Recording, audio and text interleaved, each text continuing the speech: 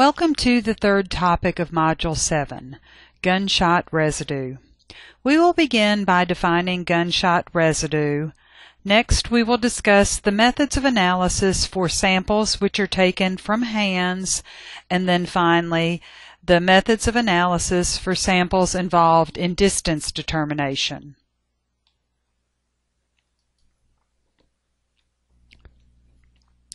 When we consider the actions that occur during the firing of a weapon, this is going to produce combustion of the primer and also the propellants. This creates pressure in the cartridge, causing the bullet to travel down the barrel because of the rifling within the barrel. When the bullet exits the barrel, the pressure behind it forces residues out of the barrel in a smoky cone-shaped pattern. This is what GSR is. Gunshot residue testing involves the residues of the combustion products of any unburned primer and powder components. So let's first talk a little bit about the primer and the propellant components. The propellants are a chemical compound which burns, does not explode, but forms gases which help push the bullet out of the barrel. There are a wide variety of common propellants that might be used in ammunition, either black powder or one of the smokeless powders, either single, double, or triple-based smokeless powders. The primer contains a chemical that explodes when struck by the firing pin. This actually causes the propellant to burn. There are also common primers that are used in ammunition. They will usually be a combination of different chemicals, an initiator, a sensitizer, and a fuel.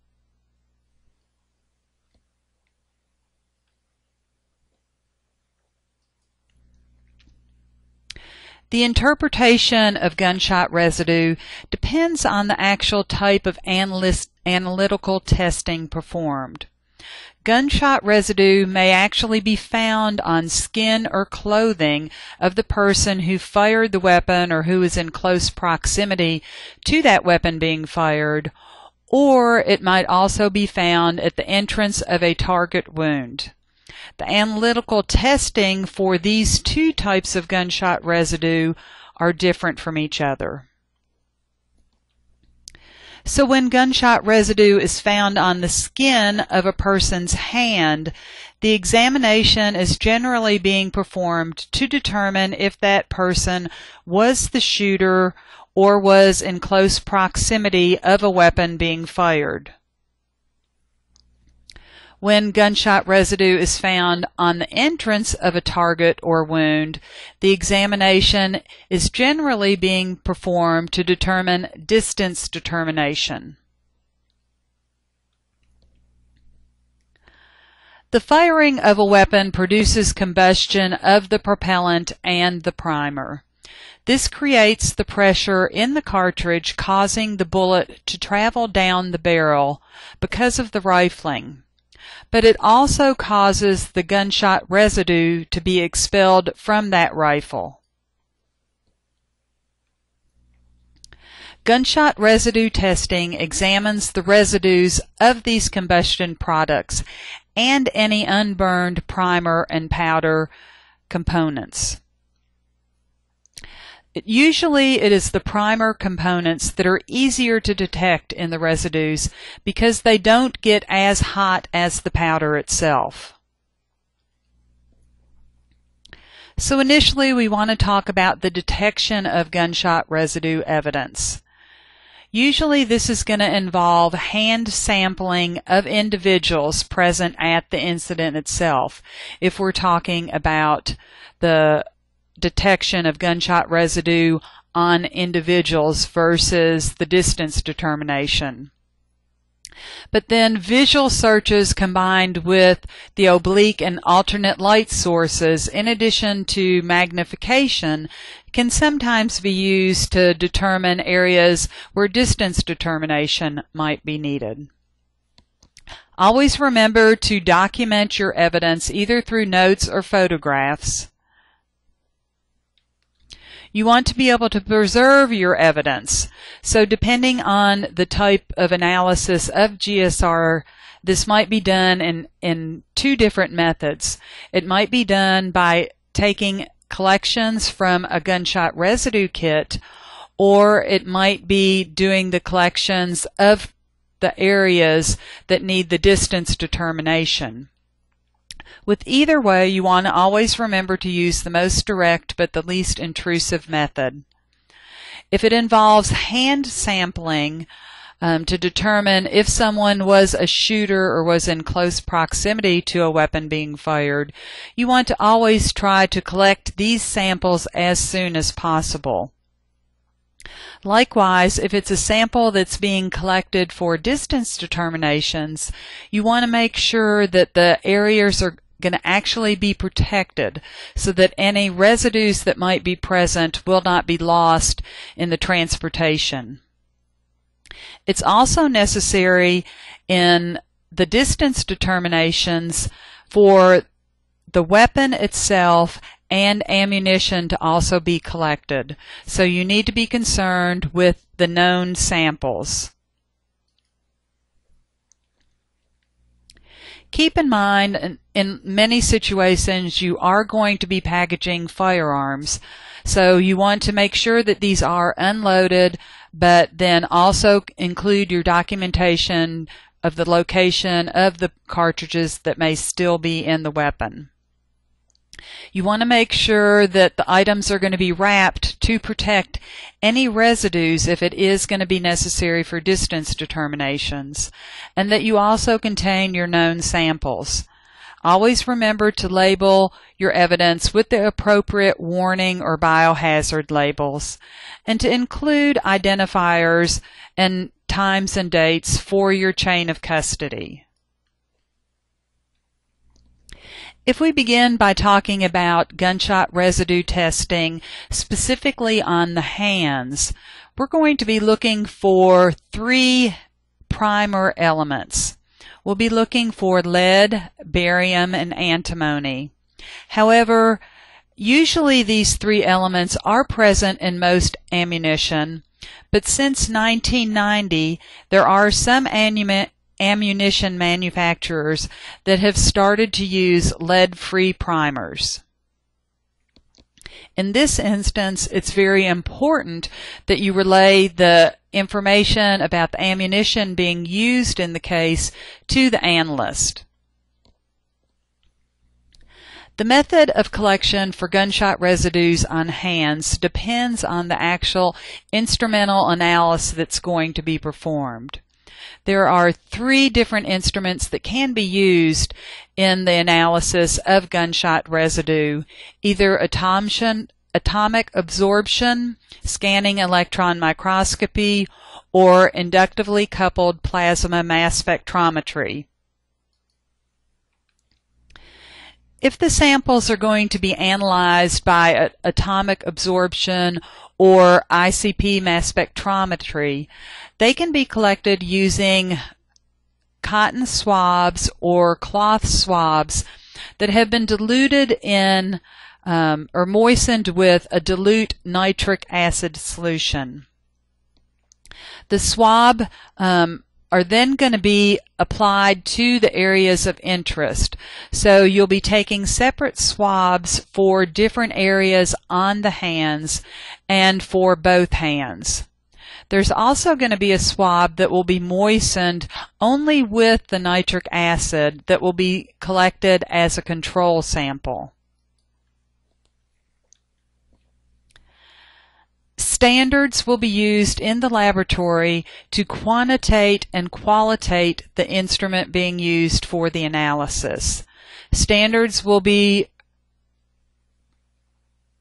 collected for all 3 elements, lead, barium, and antimony. And the instrument must be able to calibrate according to these standards. Then, when the particular samples are run, it can be determined specific significant levels for the various elements. Each element has a different level. For antimony, the significant level is considered 0.05 parts per million. For barium, a significant level is considered 0.4 parts per million.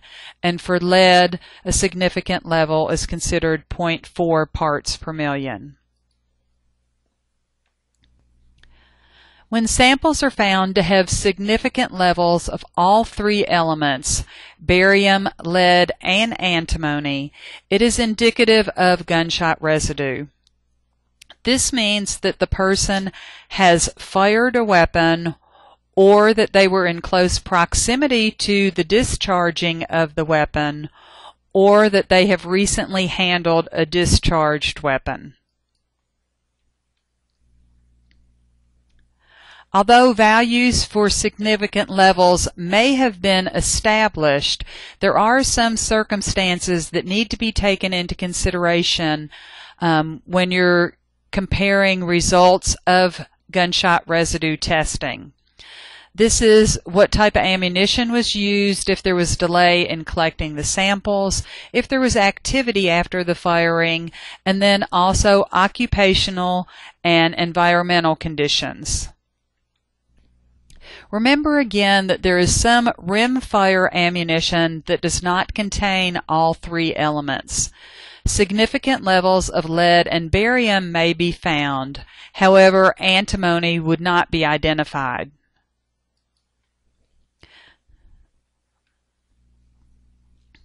You always want to make sure that the samples are going to be collected as soon as possible. So it is recommended that samples be collected within 4 hours of an incident.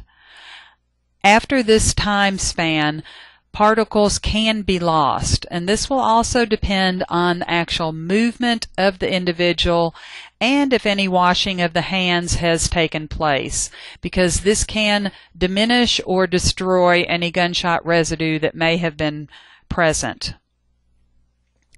Also, the occupation and the environmental conditions can play into the levels of the elements received. Mechanics and plumbers may have very high levels of barium and lead, which might normally be present on their skin or their hands. Likewise, there might be high levels of lead with no barium or antimony because of various environmental conditions. The final instrument that is used for gunshot residue testing on hands is the scanning electron microscope. And the sampling for this instrument is different than for the AA or the ICP. The test samples that should be collected for scanning electron microscope are done with aluminum stubs that contain a sticky substance on them, so that these areas can be patted along the hand themselves, and the sticky tabs collect the residues, the gunshot residues. Once again, you would be collecting it from different areas on the hand, the back of the right hand, including the back of the thumb, index finger, and the connecting web, and then the palm of the right hand, the back of the left hand, and also the palm of the left hand. Standards may also be used to quantitate and qualitate the SEM for lead, barium, and antimony. However, in most laboratories, this is not done with SEM analysis. They are particularly interested in the actual morphology of the particles, and then if those three elements are present in that particle. So they're specifically looking at the particles themselves. Gunshot residue particles will be non-crystalline, condensed, rounded, molten particles. And then the analyst, once they find these particles, would do elemental analysis to try to determine if barium, lead, and antimony are present. So they may end up receiving data like this from the elemental composition of those rounded molten particles. Experts generally prefer to describe the classic three components round particles only as being characteristic of gunshot residue. Particles that contain only two of the three components are currently described as commonly associated with gunshot residue, or consistent with gunshot residue, or indicative of gunshot residue. The analyst may also be involved in the analysis of gunshot residue for distance determination. So usually this is going to involve examining the residues of the combustion products and any unburned primer and powder components on targets or wound areas. The patterns for gunshot residue muzzle to target wound can vary considerably depending on the weapon and the ammunition. So because of this, it's also very important to obtain your known firearm and known ammunition when you try to duplicate these distance patterns. Gunshot residues are very small and lack mass, so they tend to lose energy quickly. They're not going to travel very far.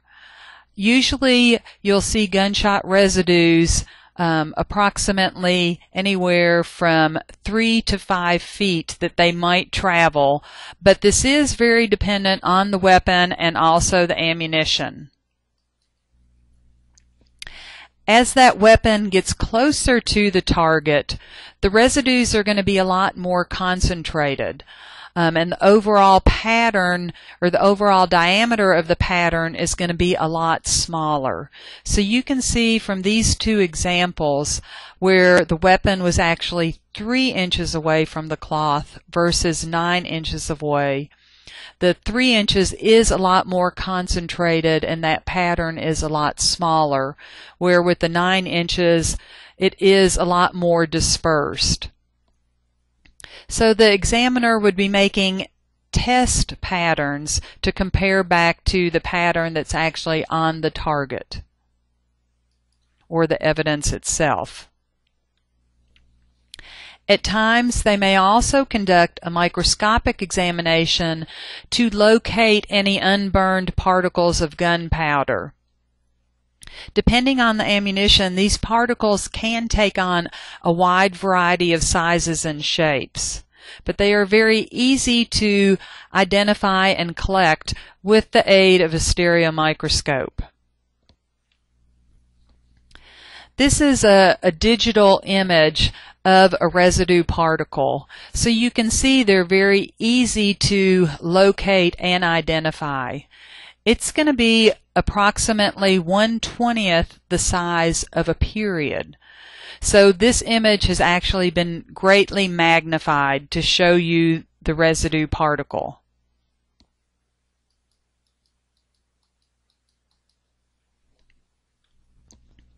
When you find unburned particles such as this, there are several different instruments that can be used to identify the different chemical components. We can use an FTIR, a gas chromatograph with the mass spectrometer, or a liquid chromatograph to identify the various components in these unburned particles.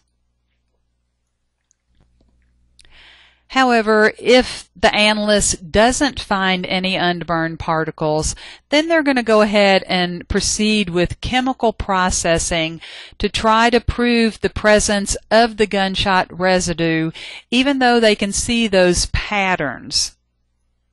They do this by using two different tests. The modified Grice test, which is used to confirm the presence of nitrates, which are in the gunpowder itself, or the sodium rhodizonate test, which is used to confirm the presence of lead, which may be present in primers but is also a component of bullets. The modified Grice test is very simple to do.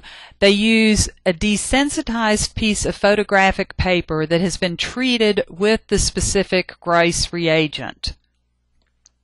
This is going to be placed on the area that needs to be examined, and then a steam iron that contains dilute acetic acid is going to be pressed on that paper. The vapors are going to penetrate the item and allow a reaction to take place between the photographic paper and the item itself. So orange specks may appear in the areas where nitrites are present. Next, a sodium rhodizonate test may be performed. And this is where a weak sodium rhodizonate solution is actually sprayed on the item itself. Then a buffer solution is going to be applied, which causes the background to turn orange.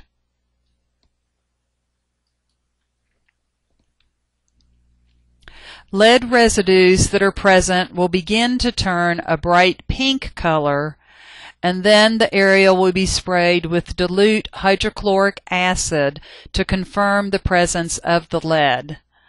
If lead is actually present, these areas will turn blue.